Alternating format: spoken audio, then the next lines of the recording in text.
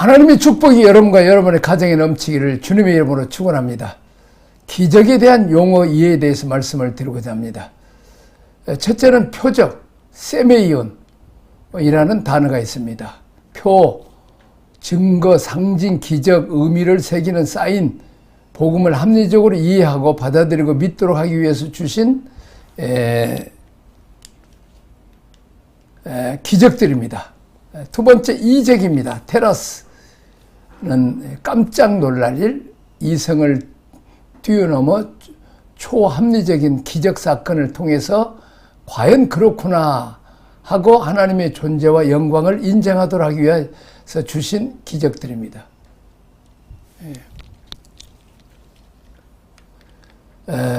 자, 그 다음 보겠습니다. 권능입니다. 듀나미스입니다.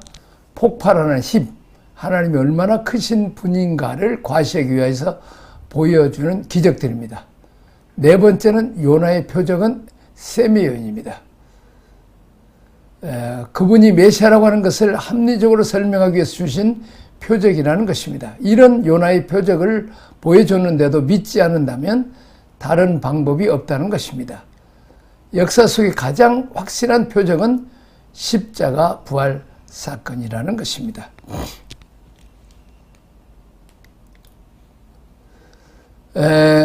그래서 우리가 예수님의 십자가 부활을 통해서 하나님의 살아계심을 확인하고 또 우리는 지나간 역사를 얘기하는 거지만 당시대에 살았던 사람들에게 있어서는 실제적인 것입니다.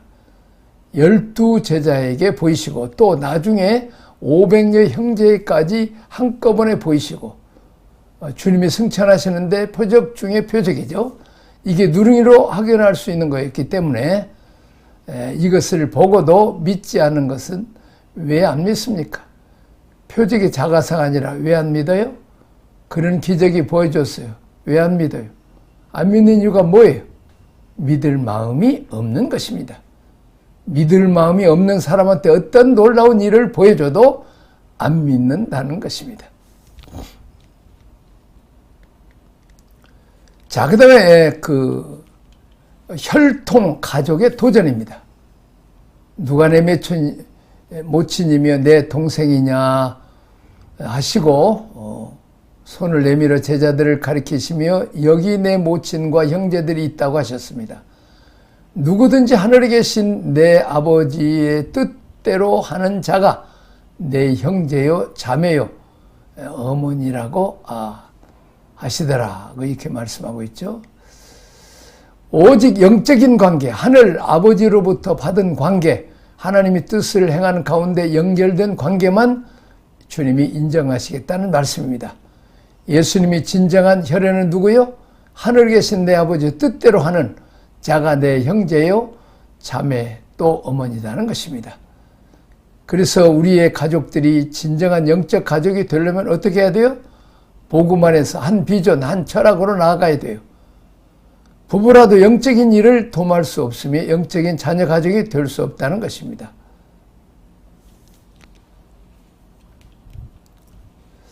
만약 육신의 가족이 참 지체가 되려면 어떻게 해야 됩니까? 그들도 하나님의 뜻 안에서 연결되어야 됩니다. 혈연은 이 땅에서 받은 사명, 하나님의 구속사를 이루는 일을 위해서 서로 협조하고 격려하라고 잠시 붙여준 관계입니다. 그 관계로 인하여 오히려 반대를 받고 대적을 받는다면 그는 긍휼의 대상, 전도의 대상이 될 수 있으나 교통의 관계, 동의 관계는 되지 못합니다. 혈연을 할지라도 주님의 형제로 자매로 함께 쓰임받기를 원해야 합니다. 또 이 땅에서의 나의 삶이 주님의 일에 동역함으로 주님의 형제가 되고 자매가 되는 삶이 되기를 갈망합니다. 우리가 주님의 일을 돕는 주님의 형제가 되기를 바랍니다. 하나님의 뜻과 연결될 때에만 비로소 영적 혈연 관계라는 것입니다. 자, 12장 묵상과 적용을 위한 질문입니다. 나는 주일, 안식일에 대한 방법으로 생명 살린 일에 헌신하고 있습니까? 구체적으로 계획을 세우라는 거죠. 규일날 그냥 예배만 드리지 말고 자, 이제 주일날 오후에 병원에 입원한 사람들을 찾아간다 할지, 또 이렇게 나는 한 가지 이상 살리는 일을 해야 되겠다 할지, 교사들 같은 경우는 아이들을 돌보는 일, 또 교회 가운데 연약한 지체, 우리 교국 가운데 어려움을 당한 사람들을 돌보는 것입니다.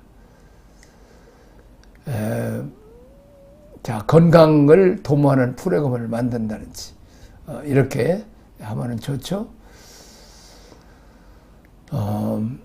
그래서 한 100여 명 모여서 공부했다는 얘기를 들었는데 굉장한 아이디어죠. 자, 이제 그 어떤 건강 세미나, 복음 세미나, 말씀 세미나 좋죠.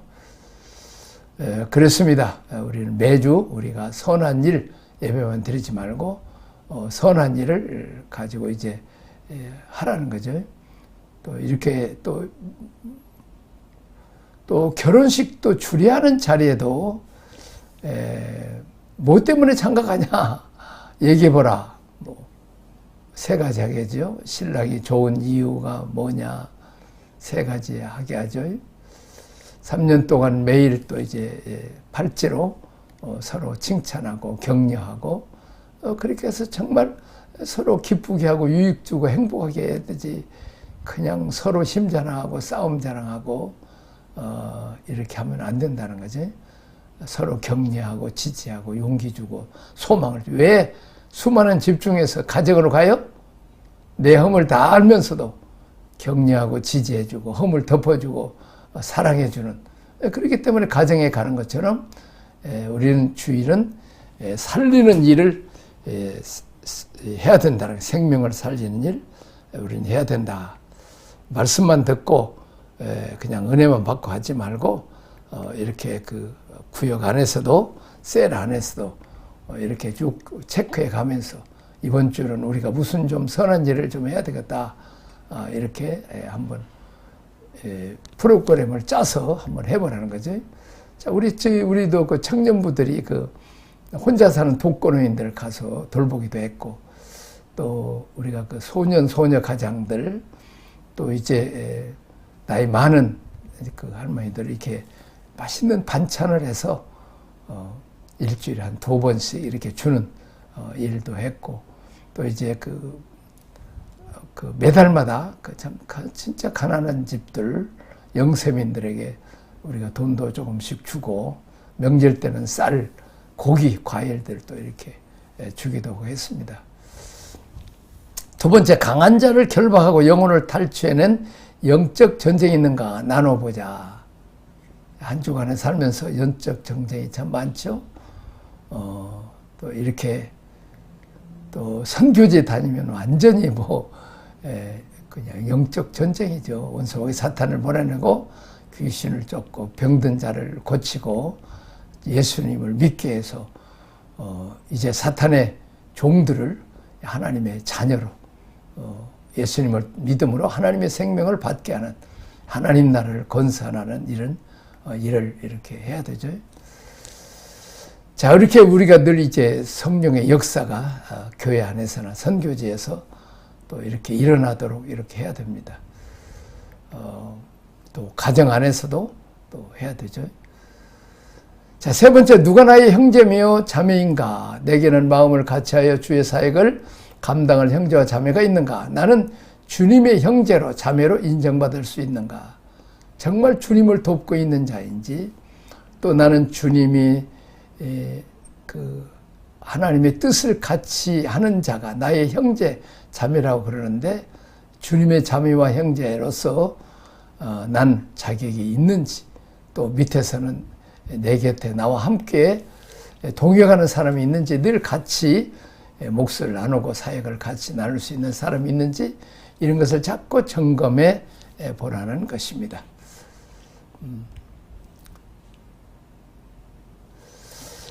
자, 그 다음에 제 13장 왕이 세우시는 나라의 비유입니다.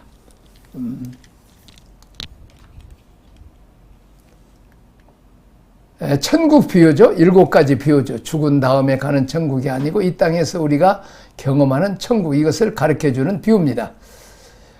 예수님의 구원 사역은 하나님 나라를 건설하는 일이 목적입니다. 하나님 나라는 하나님의 왕이신 하나님의 통치 영역입니다. 하나님의 나라는 예수님 오셔서 시작되었습니다. 자, 구약은 이 왕국을 준비하는 과정이라고 말할 수 있습니다. 우리 개인적인 차원에서는 예수를 믿는 순간부터 하나님의 통치는 바로 시작됩니다. 우리가 죽어서 가는 천국이 먼저가 아닌 내가 믿을 때 도래하는 마음 천국, 지상 천국. 지금까지 내가 왕이었고 내 마음대로 살았고 또 사탄이 지배하는 사탄의 왕국이었다면 이제 예수님을 나의 왕, 나의 주님으로 섬기고 나는 종으로서 그의 백성으로서 이제 주님의 말씀에 순종하면서 사는 내 마음속에서부터 먼저 하나님의 나라, 예수님이 왕인 나라가 곧 하나님 나라가 되겠습니다. 자, 예수님은 마귀가 임금 노릇하는 이 세상 임금이 쫓겨났다는 표현을 쓰지요. 이 세상에서 하나님 나라를 세우기 위해서 오셨습니다. 하나님은 이 세상에서 진정한 왕으로서 대접받고 싶어 하십니다. 우리가 주님의 동역자가 되어 하나님 나라를 세워 나가야 합니다. 이 땅에서부터 시작된 하나님의 나라는 어떤 모습인지 마태는 본장에서 7가지 비유를 통해서 천국의 실체를 보여주고 있습니다. 자, 마태복음 13장에 나타난 7가지 비유는 이 땅에서 진행되는 하나님 나라의 모습을 보여줍니다. 개인의 내면에서 시작된 하나님의 나라는 그리스도의 몸인 교회로 발전하고 더 나아가 하나님의 통치의 실현으로서의 하나님 나라를 보여주고 있습니다. 첫째, 마음으로부터 시작됩니다. 씨 뿌리는 비유죠. 마음이 기용되지 않을 때는 효과가 없다. 두 번째, 교회 성장의 단계에서 선악이 공존함을 보여줍니다. 가라지 비유죠. 반드시 알곡만 있는 게 아니라 좋은 씨만 있는 게 아니라 가라지도 있다는 것입니다. 세 번째, 교회 성장의 외적인 면을 보여주는 게라씨처럼 성장한다는 거죠. 계자씨의 비유입니다. 네 번째, 교회 성장의 내적인 확장을 보여주는 누룩비유입니다. 다섯 번째, 교회 운동의 기쁨입니다. 감추인 보화와 비유, 진리를 발견했을 때 오는 감격입니다. 교회 운동, 가치성, 규중성, 진주 비유, 귀중한 것에 대한 대가를 지불하라. 그런 내용이죠. 교회 운동의 끝, 심판, 그물과 고기 비유입니다. 역사의 끝에 어떤 심판이 있을 것인지 곧 교회 운동, 천국 운동은 예수시로 시작하여 예수로 성장 진행되다가 예수 그리스도로 완성이 됨을 보여줍니다. 또한 교회 운동은 정적인 운동, 정지가 아니라 동적인 운동, 점진적 생명 운동임을 보여주고 있습니다.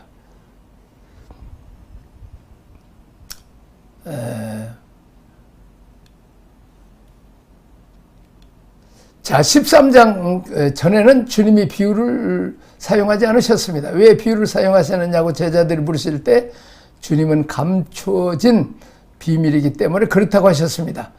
천국은 베일에 가리는 비밀의 이 얘기입니다.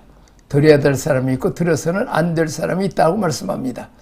주님은 이사야서 6장 9절 10절을 인용해서 왜 비유를 사용하는지 그 이유를 밝히십니다. 사람의 마음, 귀, 그리고 눈이 어두워지고 굳어지며 멀게 되었던 것입니다. 비유를 사용함으로써 진리를 참으로 알기 원하는 사람들은 호기심이 발동되고 반역하는 사람들에게는 진리를 숨기는 방편이 되기도 합니다.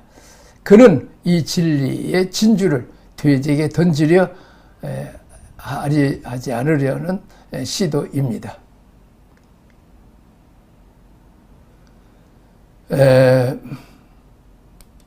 하나님의 통치를 갈망하며 순종하려 하며 살려고 하는 자들에게 늘 열려 있지만 대적하는 자들에게나 불순종하는 사람에게는 닫혀있는 비밀이 천국 복음입니다. 보는 사람이 복이 있고 듣는 사람이 복이 있다고 하십니다. 함께 있으나 안 들리고 안 보이는 사람이 있습니다. 그것은 마음이 완악하기 때문이라고 말씀하고 있습니다. 자, 우리가 진리를 보려면 뭐가 열려야 돼요? 마음이 열린다는 말입니다. 무슨 말이 마음이 열린다는, 마음이 닫혔다 하는 말이 있죠. 마음이 열렸다는 말은 저에게서 이제 닫혔다, 열렸다, 닫혔다 이렇게 얘기를 하죠. 말씀 사모함도 그리워하는 마음도 없고 좋아하지도 않고 말씀 듣는 것을 거절하려고 그리고 싫어하고, 그러니까 마음이 닫히면 아무 좋은 것을 갖다 줘도 기쁘지 않습니다. 우리가 마음을 여는 게 먼저예요. 하나님의 말씀, 진리, 교회에 대해서 마음이 열려야 돼요. 사모하고 그리워하고 유익을 얻고, 그래서 교회의 성장을 제일 방해하는 사람이 누구냐? 교회에 대해서 부정적인 얘기하는 사람들. 목사님에 대해서, 교회에 대해서 부정적인 얘기를 해버리면 마음이 닫혀버립니다. 그러면 그 다음에 천하에 없는 걸 가져다 줘도 도움이 안 됩니다. 그래서 신천지가 쓰는 제일 강력한 무기가 부정적인 얘기를 자꾸 하는 것입니다. 교회에 대해서, 목사에 대해서 계속 부정적인 얘기를 해요. 이 시대가 다 타락했다, 썩었다. 창세기 3장부터 썩었지 지금 썩었나요? 썩어도 주님은 일을 하시는데, 썩은 사람을 통해서 일을 하시는데 뭘 걱정하느냐? 자기들만 없다는 것입니까? 자기들만 그런 사람은 일체 곁에도 못 가게 해야 됩니다. 신천지 때 보면 우리가 도움을 많이 받죠. 광고를 한 것이, 교회에 대해서 비난하거나 주의정에서 비난하는 사람이 있으면 일단 의심해라. 신천지인지 이단인지 의심하라는 거죠. 자, 그 다음, 자, 하나님 나라의 시작, 씨 뿌리는 비유입니다. 씨는 말씀이고 밭은 사람의 마음이고, 씨를 뿌리는 분은 예수님이십니다. 천국은 마음의 씨를 뿌리는 일로부터 시작됩니다. 이 말씀 속에 생명이 있습니다. 결국 주님은 주님 자신을 사람의 마음 속에 뿌리고 계십니다. 이 씨가 생육 번성하고 온 땅에 충만하기를 원하십니다. 이 씨가 확산된 곳에 하나님의 통치가 나타나 정복하고 다스리기를 원하십니다. 자, 길가와 같은 마음입니다. 씨 속에 하나님 비밀이 들어있죠. 문제는 씨 안에 엄청난 비밀이 들있음 불구하고 왜 사람들이 씨를 받고도 효과가 없는 인생을 사느냐? 그것은 밭에 문제가 있다는 것입니다. 자, 그 길가와 같은 마음, 타인 중심의 마음입니다. 길가는 모든 것이 다닐 수 있는 통로입니다. 무엇이든지 원하는 것을 다 지나갈 수 있습니다. 길가는 구별이 없는 곳입니다. 성결하고 속된 것의 구별이 없고 내 소유에 대한 구별도 없습니다. 길가는 울타리도 없습니다. 도둑이나 강아지도 들어오지 못하게 할 잠금 장치나 구별이 있는 담이 없습니다. 경계가 없는 마음, 노라고 말할 줄 모르는 마음입니다. 타인에게 늘 노출되어 있어. 여론에 의해서 살고 타인의 입장에 대해서 자신의 세계를 갖지 못합니다. 오다는 그런 마음입니다. 타인의 기대와 갈망을 저버리지 못하며 늘 갈등하는 마음입니다. 늘 다른 사람의 평가가 나의 기준이 되고 내가 좋아하고 내가 가치 있다고 생각하는 기준점이 없는 마음입니다. 다른 사람의 한마디 평가에 마음의 평화가 다 무너져 버리고 의미롭게 생각하며 살아왔던 삶의 기반들이 다 무너져 버립니다. 길가는 매우 딱딱한 곳입니다. 땅이 기경덕이 없는 아주 굳은 땅입니다. 씨를 뿌리기 위한 땅이 아닌 세상이 통행하는 땅입니다. 무엇이든지 들어올 수도 있고 언제든지 들어올 수도 있고 그곳은 무엇이든지 지나간다. 거기에는 말씀도 있고 기도도 있고 마귀도 있고 옛사람도 있습니다. 그곳에 씨앗이 뿌려지면 뿌리를 내리지 못합니다. 말씀을 듣고 있으나 돈 벌 생각, 친구 생각, 사업 계획, 음란한 생각, 별별 생각이 다 지나간다. 씨가 떨어지자마자 바로 새가 와서 먹어버립니다. 생각은 언제나 자유하죠. 내가 자원하는 세계를 선택할 수 있습니다. 그러나 깊이 사로잡히면 빠져나올 힘이 없습니다. 마음입니다. 살아온 삶의 과정들이 우리 마음의 방향을 이미 결정하여 내가 어디로 가고 있는지를 모르고 망해가는 경우가 허다합니다. 그러나 진리의 삶, 바른 삶이 무엇인지를 깨닫고 교육을 통해서 훈련을 통해서 교정시켜 나갈 수 있다면 이는 축복받은 삶이 되겠습니다. 달아빠진 마음, 경계가 없는 마음, 누구든지 들어올 수 있는 마음, 문도 없고 울타리도 없고 그래서 그냥 지나가던 강아지도 와서 오줌 싸면 쫙 싸고 도둑놈도 들어왔다 나가고 거지도 왔다 가고 우리 마음이 길 같은 사람이 울타리가 없고 경계도 없습니다. 잠금 잠치도 없고 누구든지 와서 건드릴 수 있습니다. 미우라의 코치 쓴 빙점에 보면 연애고라고 하는 그 아이가 나중에 이런 얘기를 해요. 엄마가 졸업식 답사를 하려고 답사통에다가 글을 써서 놓았는데 그것을 뼈서르고 애를 골탕 먹이기 위해서 이 아이가 답사통을 들고 이제 졸업생이 올라가는데 열어보니까 없는 거예요. 얼마나 당황했을까요? 그때 이런 말을 해요. 명언을 안 미우라 약고의 작품입니다. 어른이란 계시를 갖고 있는 사람이라고 생각합니다. 자기 방, 내가 필요할 때는 문을 열고 필요하지 않을 때는 문을 닫는 마음입니다. 화가 난다고 버럭버럭 화를 내고 자기 감정을 조절할 수 없는 개폐 장치가 없는 문이 없는 마음은 어른의 마음이 아닙니다. 이런 얘기입니다. 어린아이처럼 그냥 성질 내고 싸움하고 꼬라지 피우고 그냥 자기 감정을 조절할 수 없는. 그죠?